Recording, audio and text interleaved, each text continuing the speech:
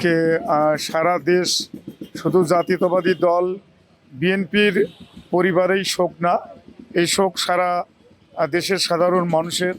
আজকে সারা দেশ সাবেক প্রধানমন্ত্রী দেশনেত্রী বেগম খালেদা জিয়ার মৃত্যুতে শোকাহত।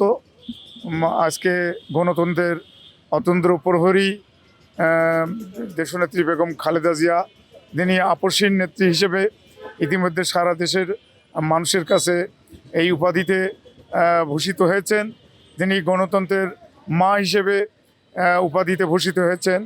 আজকে জাতীয়তাবাদী দল বিএনপি পরিবারে আজকে শোকের ছায়া নেমে, যে বেগম খালেদা জিয়া শুধু বিএনপির পরিবারের শোকে শোকাহত নয়, উনি সারা দেশের মানুষের কাছে আজকে এই শোক আজকে মানুষ পালন করছে।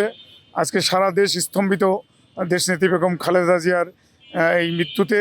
খালেদা জিয়ার মৃত্যুতে শুধু আমাদের দলের নেতাকর্মী নয়, সমগ্র দেশবাসী তথা তৃতীয় বিশ্বের মহান নেত্রী ছিলেন তিনি।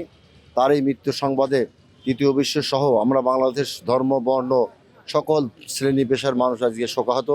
তিনি গণতন্ত্রের জন্য তার আজীবন মানুষের বিনির্মাণে, বাংলাদেশের গণতন্ত্র প্রতিষ্ঠার আন্দোলনে তিনি মানুষের কাজেই বিলিয়ে দিয়েছেন। আমরা দেখেছি 18 সালের পর থেকেই তিনি গুরুতর অসুস্থ। সে অসুস্থ অবস্থায় তিনি জেলখানায় থেকে তার বাড়িতে অবরুদ্ধ থেকেই আমাদের দলের নেতৃত্ব দিয়ে বাংলাদেশের গণতন্ত্র প্রতিষ্ঠা করার চেষ্টা করেছে। কিন্তু প্রিয় নেত্রীর জন্য দোয়া করি, আল্লাহ যেন তাকে বেহেশতে নসিব দান করেন।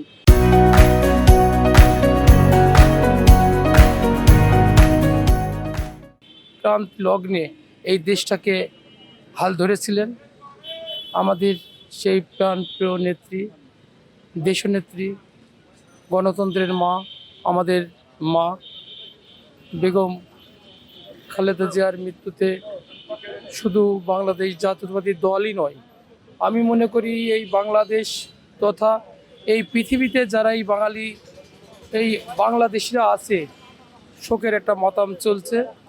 যে নক্ষত্র হারালাম, আমাদের যে বেদনা, যে হৃদয়ে রক্তক্ষরণ, সেটা আসলে বোঝাবার উপায় নাই।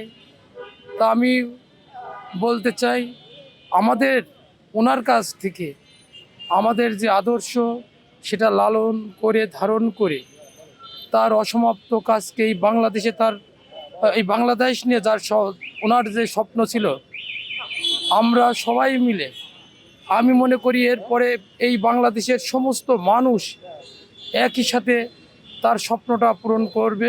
জাতীয়তাবাদী দলের চেয়ারপারসন দেশনেত্রী বেগম খালেদা জিয়া দীর্ঘদিন ঢাকা এভারকেয়ার হাসপাতালে চিকিৎসাধীন অবস্থায় ছিলেন। আজ ভোর 6টার সময় আল্লাহর ডাকে উনি পৃথিবী থেকে চিরবিদায় নিয়েছেন। ইন্না লিল্লাহি ওয়া ইন্না ইলাইহি রাজিউন।